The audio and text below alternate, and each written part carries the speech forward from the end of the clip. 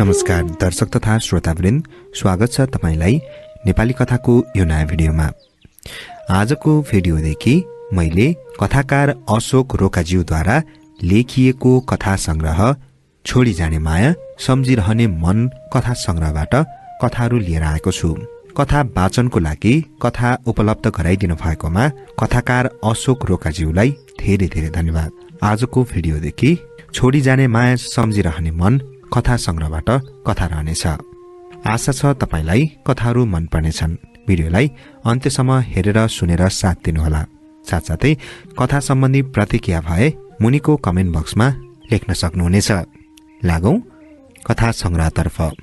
समर्पण। वैकुण्ठवासी पूज्य माता गंगामाया रोका तथा पिता मनध्वज रोकामा श्रद्धाञ्जली सहित समर्पित। छोरो अशोक। शुभकामना। ज्ञानेन्द्र खतिवडा, सिलगढी। प्रतिभाहरूको सम्भावना बोकेर प्रशस्त दैला उक्रिएको भूभागलाई डुवर्स भनिएको हुँदो हो। द्वार प्रवेश कलाका थुप्रै विधा सहजै हुर्काएर सिङ्गो जातिलाई नै भरपूर धनी बनाउन सक्ने डुवर्स भूमि रहेछ। यहाँ ऐतिहासिक कला, किलकोटकै सैन्य थर्पु, श्यामसिंहको सिरान जस्ता कथा लेख्न सक्ने हातले कलम सम्हाल्यो। यहाँ च्याखुङको डायरी लेखियो। यहाँ के लेखिएन? समालोचनालाई निर्छेर दृष्टि लगाउने आँखा यही पाइयो। निबन्धलाई पकेटा लगाइदिने हात यही। बाल साहित्यलाई प्रौढता दिलाउने लगन यतै। गीत संगीतको सम्भावना हुर्कियो यतै। यहाँबाट सास फेर्न बाँकी रहेका अनेकौं शालिकहरू देशभरि उभिएको पाइयो। अघि यो जाति यस क्षेत्रमा आश्रित थियो, कृष्णनगर नदियासम्म। तरै पनि अनुहार आफ्नै पाइँदैन थियो। अब आफ्नो सक्कली अनुहार खोज्न पुग्न पर्ने भो बाग्राकोट। पद्यभन्दा गद्य हलक्क मौलिन जान्यो यहाँ। कविता आफू प्रतिनिधित्व गर्न सक्ने बन्नलाई निश्चय नै ढिलायो यहाँ। गद्यले चारै सुर हाँक दिएर मैदान मार्दा पनि पद्य भने केही सुस्ताइएकै पाइयो यहाँ। यही गद्यको मैदान मार्ने क्रममा आफ्नो सर्वस्व ऊर्जा खन्याएर कथाकार अशोक रोका लाग्नु भएको छ। त्यही मैदान मार्ने क्रममा सिक्किमको प्रतिष्ठित स्रष्टा पुरस्कारले पुरस्कृत हुनुभयो कथाकार रोका। उहाँका धेरै कथाहरू सिक्किमको पृष्ठभूमिमा लेखिएको पढेको हो मैले। यसपटक यो नयाँ संग्रहले पनि रुचिकर बनाउनमा कुनै कसर बाँकी राख्ने छैन मेरो विश्वास। कारण कलालाई अन्तर तहबाट लिन सक्नेहरू जन्मिएको ठाउँ रह्यो डुवर्स। नयाँ कथा संग्रहका लागि कथाकारलाई हार्दिक बधाई साथै धेरै शुभकामना। ज्ञानेन्द्र खतिवडा, सिलगढी। आफ्ना कुरा। अशोक रोका, बाग्राकोट, पश्चिम डुवर्स। कथाहरूलाई संसार चियाउन सकिने एउटा सानो आँखिज्याल हो भनेर महाकवि लक्ष्मीप्रसाद देवकोटाले भनिसकेका छन्। हो, कथामा चित्रणहरू, परिपाटी र पात्राहरू सजीव भई जब समाजलाई केही सन्देशमूलक उद्देश्यले छकछक्याउन सक्षम हुन्छन् तब कथा सर्वग्राह्य बन्न पुग्छ। नेपाली साहित्यको माइलो विदास कथामा जब कलाको आविष्कार हुन्छ तब आख्यानकार र पाठकवर्गको मनस्थिति तरङ्गित भई समाजको यथार्थ धरातल टेक्न पुग्छ। मानव सभ्यता र मानव समाजलाई डोर्याउँदै नेपाली साहित्यको फाँटमा कथा जहाँ उभिन आइपुगेको छ यसलाई साहित्यको अनुपम आविष्कार मान्न सकिन्छ। कथाका माध्यमद्वारा आख्यानकारले घटना विशेषको वर्णन, संवाद एवं अभिव्यक्तिद्वारा जुन बौद्धिक एवं विश्लेषणात्मक खुराक मानवीय संवेदनासँग आत्मसात गर्न पुग्दा त्यहाँ एउटा सिङ्गो देश, काल र परिस्थिति छर्लङ्ग हुन पुग्नु युग सापेक्षिक हुनु हो। कथालाई यसरी बुझ्दैछु, बुझ्नु अझ धेरै बाँकी छ। मैले विद्यार्थी कालदेखि नै स्वयं नेपाली साहित्यप्रति अभिरुचि हुन थालेपछि 8औं श्रेणी सन् 1972 को विद्यार्थी कालमा मेरो एउटा कथा प्रकाशित भई म नेपाली साहित्यको विराट फाँटमा बामे सर्न थालेको हुँ। त्यस्ताका पत्र पत्रिकामा रचना प्रकाशित हुनु ठूलो उत्साहको विषय थियो। त्यही उत्साहबाट प्रेरित भएर एउटा कविता संग्रह र 3वटा कथा संग्रहको सृजना गर्न सक्षम बने। सिक्किममा लामो अवधिसम्म शिक्षण पेशामा आबद्ध रहँदा श्री केदारनाथ राई तत्कालीन शिक्षा मन्त्री, सिक्किम सरकार र श्री मोहन दुङमालीको प्रकाशन सहयोगमा मेरो प्रथम कृति विसर्जन कथा संग्रह सन् 1997 प्रकाशित गरी मलाई अमूल्य गुण लगाउनु भएकोमा उहाँहरूप्रति आजन्म ऋणी रहनेछु। जीवनले भोगेका र जीवनबाट भोगिएकाहरू, हाम्रो समाजमा खानलाई बाँचेका, बाँच्नलाई खाएका र हुँदा मात्र खान पाउनेहरूको जमातबाट यथार्थ विषयवस्तुलाई टिपन टापन निफन नाफन गरी मेरो यो छोडी जाने माया, सम्झिरहने मन, तेस्रो कथा संग्रह नेपाली साहित्यको महासागरमा एक अन्जुली सरह यो साहित्य जल अर्पण गर्न पाएकोमा अहो भाग्य ठानेको छु। वर्तमान सांख्यिका सामाजिक परिप्रेक्ष्यमा पाठकहरूको ह्रास भएको अनुभव गरिए पनि स्रष्टाहरू थाकेका छैनन्। दिनोदिन पुस्तक प्रकाशनको क्रम जारी रहँदा भाषा साहित्यको विकास क्रमको यात्रामा हामी पनि पछि परेका छैनौं भनी गर्व गर्न सके पनि पठन संस्कृतिको अडेस चाहिँ चाहिएकै छ। कलम चलाएर डलर पाउन्ड आर्जन गरेर डस्नामाथि ऐस आरामको जीवन धान्ने परिस्थिति र संस्कृतिबाट हाम्रो समाज कोसौं टाढा भए पनि आर्थिक संकट र अभावसँग सिंगौरी खेल्दै भए पनि भाषा साहित्य सेवामा लागि परेका धेरै आदरणीय स्रष्टाहरू हामी माझ छन् र पठन संस्कृतिको उदासीनताले भविष्यमा साहित्य सृजना जारी रहला के भन्ने ठूलो प्रश्न हामी अघि उभिएको छ। एकातिर साहित्यलाई समाजको दर्पण भनिने उक्तिले पनि वर्तमानमा मूल्य हराए जस्तो छ। दर्पणले देखाउन चाहेको यथार्थलाई हेर्ने दृष्टिको ह्रास हुन थालेको छ। अर्कोतिर नेपाली भाषाले भारतीय संविधानको 8औं अनुसूचीमा अन्तर्भूत भएर मान्यता पाए पनि अरू मान्यता प्राप्त भारतीय भाषाहरूको विकासको समानान्तरिक तुलनामा हाम्रो भाषा र साहित्य उभिन नसकेको हामी केवल गुनासो गर्छौं। साहित्यिक पर्व र जयन्तीमै सीमित भएर ठुक्क पर्छौं। विलक्षण प्रतिभाका धनी स्रष्टाहरू प्रकाशक र प्रकाशनको अनिकालमा अलपत्र परेका छन्। साहित्य समाज र देशको निम्ति भए पनि केही भाषा साहित्य प्रेमी महानुभावहरूको निस्वार्थ आर्थिक सहयोगमा सामान्य रूपमा प्रकाशन भएको सर्वविविध भए पनि धेरै स्रष्टाहरू स्वयंले प्रकाशनको भार वहन गर्नुपर्दा आर्थिक संकटको खाडलमा जाकिन पुग्छन्। बिक्री वितरण र पुस्तक किनेर पढ्ने हाम्रो संस्कृतिमा थमिरा लाग्न थालेको छ। कालान्तरसम्म यो क्रम जारी रहन गए हाम्रो भाषा र साहित्यको अस्तित्व नै संकटमा पर्ने संकेत पाइसकेका छौं।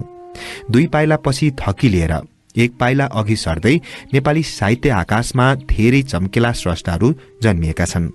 समर्पित छन् भाषा साहित्यको सम्वर्धनमा। अर्का थरी हाम्रा साहित्य अनुरागीहरू वर्षमा एक दिन भानु जयन्ती र अन्य साहित्यिक जयन्तीहरू पालन गरेर भाषा हाम्रो प्राण हो, हाम्रो भाषा साहित्यको विकास र संरक्षण गरिनुपर्छ भन्दै फेरि भानु जयन्ती र अन्य जयन्तीको प्रतीक्षामा हात बाँधेर बस्नेहरूको हामी माझ कमी छैन।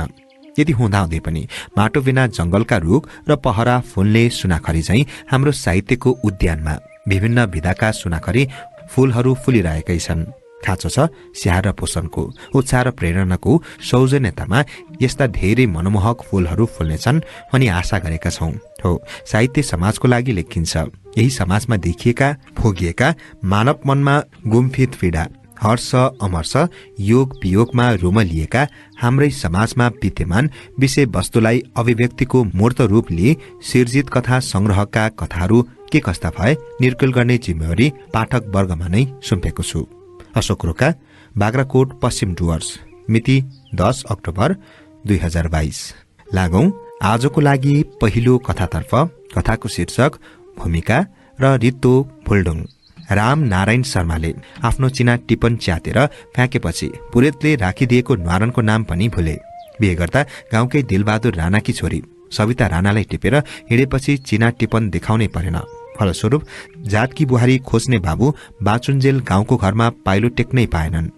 मन्दिरमा भगवानलाई साक्षी राखी सिउँदोमा सिन्दूर हालिदिने सविता राणाले जिद गरिन्। किन चाहियो भगवान? मन्दिरमा भगवान आफै त अलपत्र भएर बसिरहेका छन्। हामी आफैमा एक अर्काका भगवान। मनको सिउँदोमा हामी रातै भइसकेका छौं। भन्छौ भने लोकाचारको लागि तिम्रो सिउँदोमा कोठामै सिन्दूर लगाइदिउँला। राम नारायणले आफ्नो दर्शन छाटे। स्नातक शिक्षा हासिल गरेका राम नारायण सुरुका दिनहरूमा शहरमा कोठा भाडा लिएर बस्दा हुनसम्मको हण्डर खाए। यो भएको चतुर्थ श्रेणीको जागिर नपाउन्जेल शहरको टोल टोलका घर घर गएर ट्युसन पढाए। बिहानै उठेर हिमुली डेरी, मदर डेरीको दूधको प्याकेट घर घरमा पुर्याइदिएर थप आय स्रोत बढाए। सविताले पनि शहरको फुटपाथमा सब्जीको पसल थापेर आनासुकी जोहो गरेकै हो। 2 जना छोराछोरी भएपछि सब्जी पसल छोडिदिन्। वाञ्छनीय उमेर छौन्जेल राम नारायणले जागिरको निम्ति कुनै पनि अन्तर्वार्ता छोडेन। अन्तमा सफल भए। आफूले आर्जन गरेको स्नातक र उच्च माध्यमिक शिक्षा नदेखाई केवल माध्यमिक शिक्षाको आधारमा आफू बसेकै शहरको जल संशोधन र जनस्वास्थ्य शिक्षा विभागमा चतुर्थ श्रेणीको सरकारी जागिर पाए। अध्ययन र लेखनमा चासो राख्ने रामनारायणले 4वटा पुस्तक प्रकाशित गरिसक्दा नेपाली साहित्य जगतमा प्रगतिवादी प्रगतिशील लेखकको रूपमा परिचित हुन थालेका थिए। चिन्तन मनन र लेखनमा विशेष जनवादी साहित्यप्रति चासो राख्थे।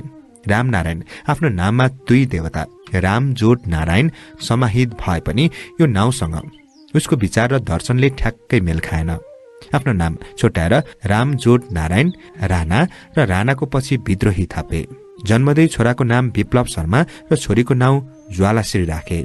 श्रीमतीको नाम बदलाउन सकेनन्। साहित्य क्षेत्रमा पहिलो पुस्तकमा लेखकको नाम राणा विद्रोही भएरै परिचित भए। जनै पूर्णिमाको दिन जनै फ्याँकिदिए।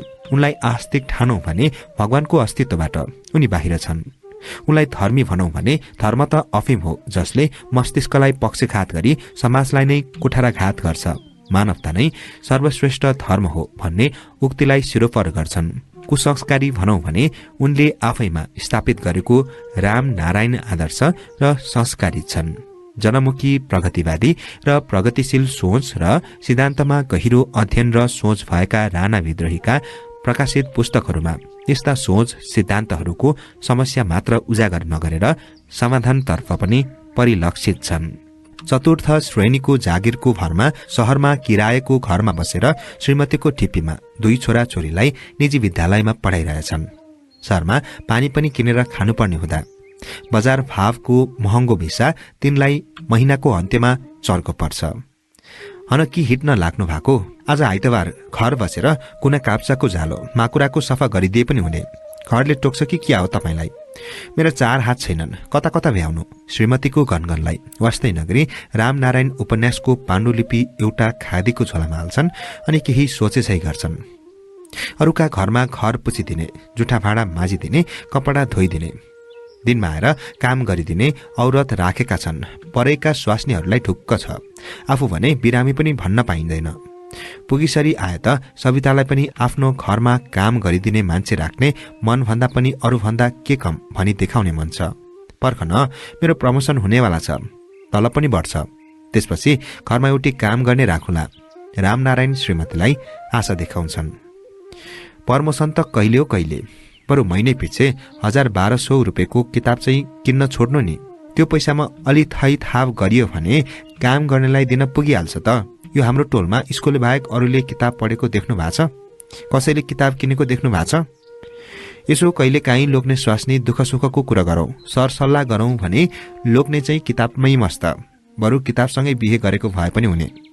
अरूका स्वास्नी महिने पछि नयाँ नयाँ साडी लाउँछन्, आफू भने सवितालाई लोग्नेले घरमा थुपारेको पुस्तकको थाकसँग पनि रिस उठ्न थालेको छ। अरूलाई किताब किनेर पढ्ने गर भनेर भनिसक्नु भएको छैन। बरु म चाहिँ एक छाक छोड्न सक्छु, तर पुस्तक छोड्न सक्दिन, तिमी जे पनि भन। रामनारायण पुस्तक नकिन्ने स्वास्नीको वैकल्पिक सुझाव रद्द गर्छन्। अब गालामा हात लाएर के सोचेको? अनि कहाँ हिट्न लागेको भनेको? सविता सोच्छिन्। होइन हो, यो भर्खर लेखिसकेको उपन्यासको भूमिका कसलाई देखाउँ भनेर सोचेको। रामनारायण सोच्दै भन्छन्। ए, अब फेरि किताब छाप्ने? पीएफ निकाल्नु भो कि क्या हो? सविताले रामनारायणलाई खाउलाई चाहिँ गरी आँखा फुकाल्छिन्। अब पीएफ ननिकाली अरू उपाय छैन। यति बेला रामनारायण नरम भए, श्रीमतीका अघि नतमस्तक भए।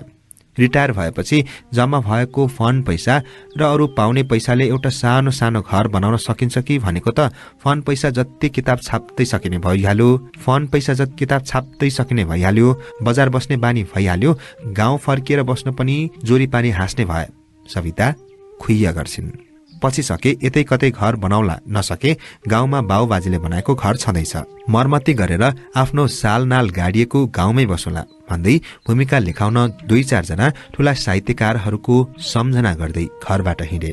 त्यहाँ नभए त्यहाँ, त्यहाँ पनि नभए वहाँ, एकजना न एकजनाले त लेखिदेलान् सोचे। आफ्ना अघिल्ला प्रकाशित पुस्तकहरूको भूमिका लेखाउन जोगीले घर घर अलग जगाएर हिँडे जस्तो उनी मूर्धन्य साहित्यकारका घर घर हिँडेका थिए। कसैले अलिअलि माथि नजर दौडाएर मन राखिदिन लेखिदिएका भूमिका र पुस्तकको परिपाटी, सिद्धान्त र उद्देश्य उत्तर मेरु र दक्षिण मेरु जतिकै दूरत्व भए पनि चित्त बुझाएका थिए। आजका मानिसहरू टाइम पास गरेको भन्दै नजाने ठाउँमा पनि जान्छन्, नगर्ने कुरो पनि गर्छन्, तर अध्ययन गर्ने टाइमको अनिकाल लागेको छ।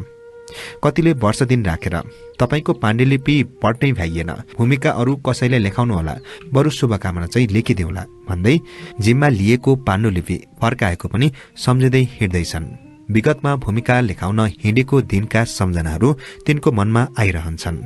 तपाईलाई थाहै छ, म कलम चलाएर अक्षर खेती गरेर घर व्यवहार चलाउने मान्छे। तपाईको जस्तो सरकारी जागिर भएको भए म निशुल्क साहित्य सेवा गर्ने थिएँ। पाण्डुलिपि अहिले छोडेर जानुहोस्, 2-4 दिनमा विचार गरेर आउनुहोस्, एकजना साहित्यकार पत्रकारले भनेका थिए। हप्ता दिनपछि टुप्लुक्क पुगेका पनि थिए। विचार गरेर आउनुभयो? हजुर, के विचार गर्नुभयो त? पाण्डुलिपि फर्काइलाने विचार गरेर आए सर। राम नारायणले टाउको कन्याउँदै पाण्डुलिपि फिर्ता लिएको कुरो कहिले बिर्सन सकेका छैनन्। राम नारायणजी, मेरो कुरालाई अनर्थ नलिने है, यसै पनि म व्यस्त छु। अन्यर्थ किन लिन्थे र सर? मनमा एउटा विचार आयो। विचार के आयो भने कि लेख्नै छाड्नु पर्यो कि भूमिका लेखाउन छाड्नु पर्यो। पुस्तक लेख्नुभन्दा भूमिका लेखाउन गाह्रै रहेछ। विगतका यस्तै कुराहरू सोचेर हिँडे पनि कसै न कसैलाई भूमिका लेखाइ छाडेका थिए। ताकेर हिँडेको गन्तव्यमा पुग्न आँट्दा एक परिचित प्रबुद्ध कथाकारसँग भेट भयो। ओहो रामनारायणजी, कता हिँड्नुभयो? कथाकारले सोधिहाले। तपाईकोतिर आएको, यसो यो उपन्यासको भूमिका लेखाउ कि भन्दै झोलामा भएको पाण्डुलिपितिर इङ्गित गर्दै रामनारायणले भने, ओहो म त भ्याउँदिन, म आफै पुस्तक लेख्दैछु। प्रबुद्ध कथाकार महोदय छस्किएर तर्सिए।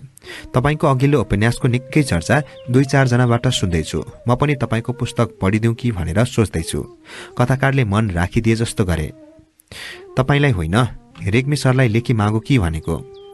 रामनारायणले पछिल्लो वाक्यमा ध्यान दिएनन्। रेग्मी सरले लेखिदिनु भयो भने त अति उत्तम, तर कुनी है? कथाकारले शङ्कालो नजरले हेरे। तपाईले यतिका पुस्तकहरू प्रकाशित गरिसक्नुभयो, कसलाई भूमिका लेखाउनुभयो? रामनारायणले सोधिहाले। तपाईले मेरो पुस्तकहरू पढ्नु भएको छैन र?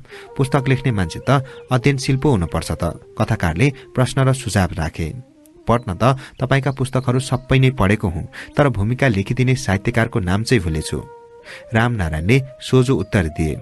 पहिला चाहिँ 2टा कथा संग्रहको बडो मुस्किलले भूमिका लेखाए, पछि त भूमिका लेखाउनै छाडे। कथाकारले भने, किन भूमिका लेखाउन छाड्नुभयो? रामनारायणलाई अचम्मै लाग्यो। अब किन र? हामी जस्ता चर्चित स्थापित कथाकारलाई कसैले भूमिका लेखिदिएर अब चिनाइरहनु पर्दैन। हामी त कथाका पर्यायवाची भइसकेका छौं। तपाईहरू जस्ताहरूले भूमिका लेखाउनै पर्छ। जानुस्, रेग्मी सरलाई बरन्डामा बसेर पेपर पढ्दै गरेको देखेको थिए भन्दै कथाकार महोदय हिँडे। बरन्डामा पेपर पढ्दै गरेका दिनप्रसाद रेग्मीलाई रामनारायणले नमस्कार गरे। ओहो राणा विद्रोहीजी, कति कामले आउनुभयो? दिनप्रसाद रेग्मीले छेउको कुर्सीमा बस्ने इसारा गरे। रामनारायणलाई राणा विद्रोहीको सम्बोधन राम्रो लाग्यो। पारिवारिक भलाकुसारी एवं यताउतिका साहित्यिक गफ भए पश्चात सरलाई दुःख पो दिउँ कि भनेर झोलामा भएको पाण्डुलिपि बाहिर निकाल्दै मनमा संशय लिँदै भन्छन् रामनारायण। के हो यो? रेग्मी सोध्छन्। सर, यो मेरो पुस्तकमा 5औं, उपन्यासमा दोस्रो। यसको भूमिका हजुरले लेखिदिनु पर्यो। रामनारायण आशालु नजरले हेर्छन्। उनको आग्रहमा अनुनय विनय छ। जटिल काम लिएर पो आउनु भएछ।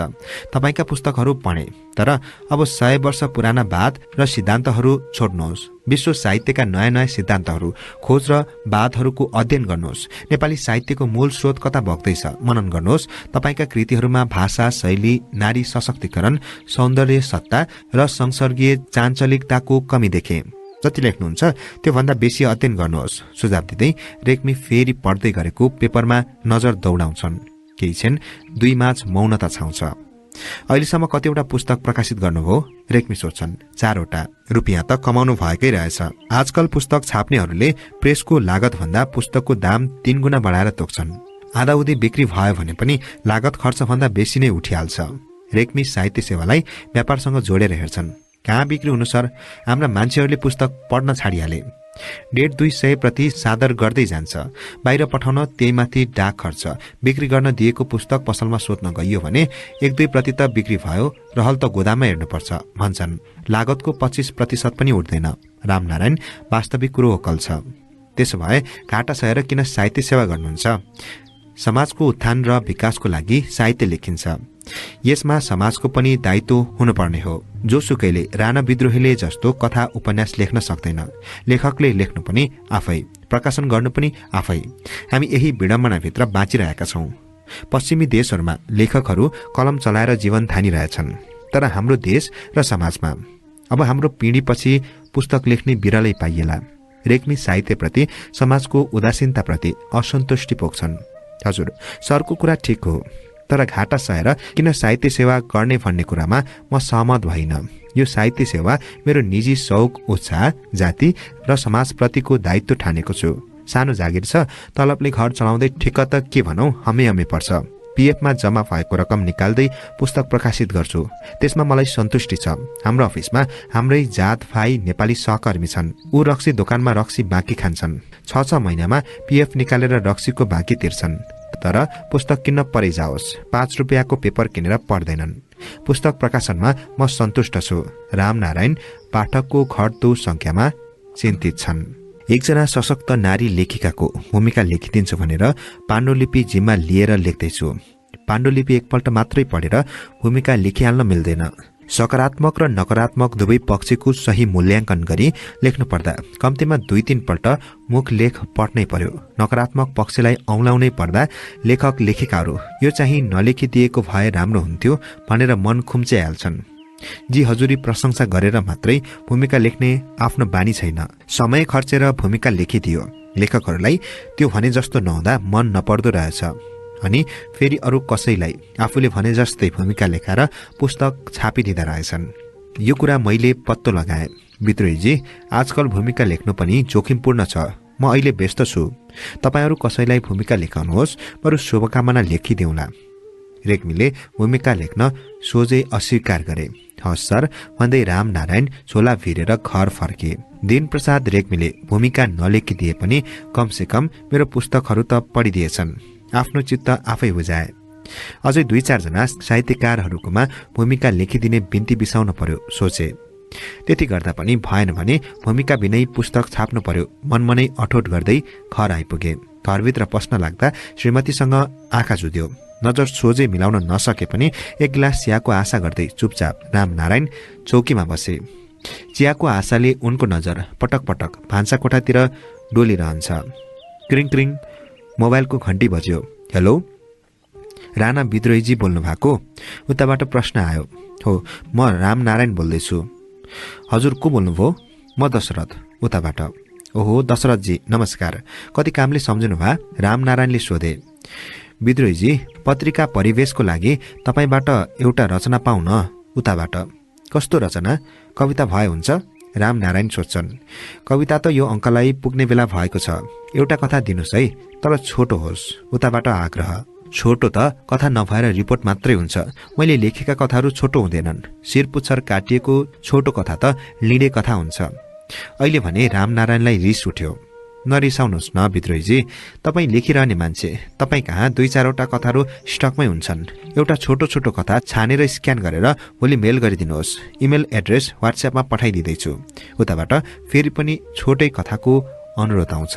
हुन्छ, छानेर भोलि पठाइदिउँला भन्दै लेखिराखेका रचनाहरूको फाइल पल्टाउन थाल्छन्। रामनारायणले चियाको आशले घरिघरि भान्सा कोठातिर हेरे पनि चिया पाउने आश कम्ती नै देखे। बन्द गर्नुहोस् तपाईको यो कथाबाजी, कविताबाजी। घरमा ग्यास सकिएको थाहा छ? 1 हप्ता भयो ग्यास सकियो भनेको। सुने त भयो। कन्ट्रोल दोकानमा थापेको मट्टीतेल पनि सकियो। ग्यासको बुक कनेक्सनको सुला गर्नुहोस् न भनेको कति भयो? के मैले गीत गाए जस्तो लाग्छ कि क्या हो? अरूको त ग्यासको बुक छ, घर घरमै ग्यास आइपुग्छ। आफ्नो त बुक भए पो जहिले पनि बेलेगमा बेसी दिएर किन्नुपर्छ। आज त 5 केजी दाउरा किनेर ल्याएको छु। दिउँसेदेखि फुलिएर बसेकी श्रीमतीको कटाक्षी वाक्य फुट्छ। किनेको काँचो दाउरासँग घरमा भएको टुक्रा टुक्री सुक्खा दाउरा मिसाएर अगेनामा ठोस्दै आज बेलैमा भात पकाउने तर्खर गर्छिन्। आज आइतबार उनलाई मनपर्ने टिभी सिरियल हेर्नु छ। रामनारायण फाइल पल्टाएर छोटो कथा छान्नुमा तल्लिन्छन्। चियाको तिर्सना त्यसै मेटिएर गयो। होइन, सुन्नु भएन? तपाईँको कथा कविताले भात पाक्छ भने मेरो भन्नु अब केही छैन। होइन भने जहाँबाट भए पनि मट्टीतेल खोजेर ल्याउनुहोस्। यति बेला बेलेगमै भए पनि ग्यास त पाउने होइन भन्दै रामनारायणकी श्रीमती एउटा 5 लिटरको रित्तो भुल्डुङ टेबलमा ठ्याक्क ठडाइदिन्छन्। भर्खरै मोतीबिन्दु अपरेसन गरेको दाहिने आँखामा धुवाले आएको आँसु भनौं या पानी भनौं, साडीको फेरले पुस्दै छेउको भान्सा कोठामा पसेर काँचो दाउरा ठोस ठास पार्छिन्। छोटो कथा छान्दा छान्दै रामनारायणको नजर रित्तो भुल्डुङमा पर्छ। पक भुल्डुङ, भरे तेरै कथा लेखेर पठाइदिन्छु सोच्दै फाइल बन्द गरेर हातमा रित्तो भुल्डुङ छुन्ड्याउँदै एकपल्ट भान्सा कोठातिर हेरेर ख्वाक्क खोक्छन्।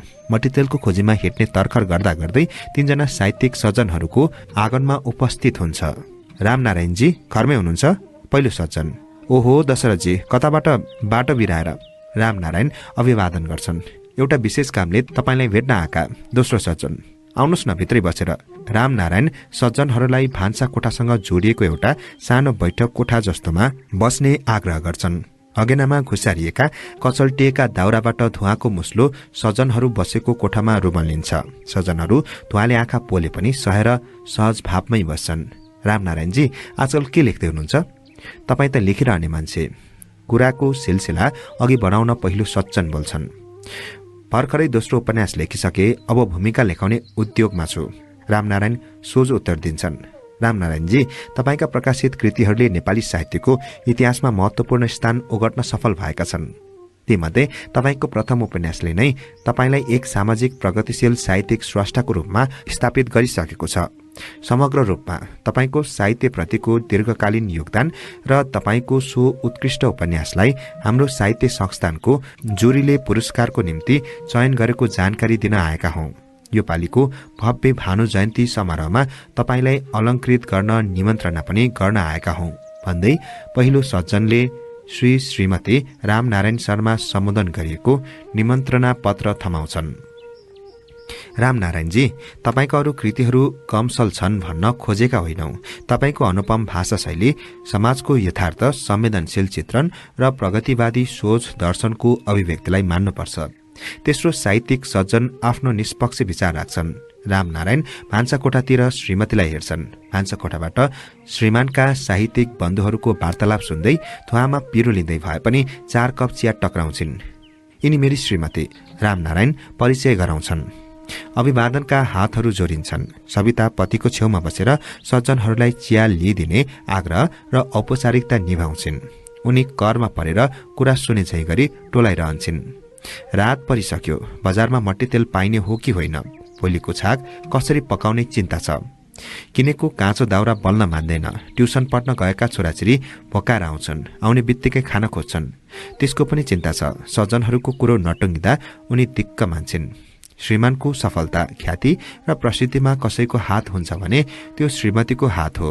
तपाईँ जुन स्तरमा पुग्नु भएको छ, यसमा तपाईँकी श्रीमतीको हात छ। तपाईँ एक्लैको योगदान होइन। तपाईँले श्रीमतीको सहयोग र प्रोत्साहन नपाएको भए तपाईँ आज यो उचाइमा पुग्नुहुने थिएन। दोस्रो सज्जनको प्रशंसामा अरू दुईले सही थप्छन्। सविता गम्भीर मुद्रामा छिन्। रामनारायण र श्रीमतीको आँखा जुझ्छन्। श्रीमतीसँग आँखा जुधाइरहन नसकी रामनारायणको दृष्टि रित्तो भुल्डुङमा गएर अडिन्छ। भानु जयन्तीको पुरस्कार अलङ्कार समारोहमा श्रीमानसँग आइदिने भनी सवितालाई विशेष अनुरोध गर्दै सज्जनहरू विदा भए। अहिले कोठामा श्रीमान र श्रीमतीमाझ समसानै शून्यता छाएको छ। दुवैका आँखाहरू एकपल्ट फेरि जुझ्छन्। रामनारायण दृष्टि फेर्छन्। एक हातमा पुरस्कार अलङ्कारको निमन्त्रणा पत्र अनि अर्को हातमा भएको रित्तो भुल्डुङलाई पालै पालो हेर्छन्।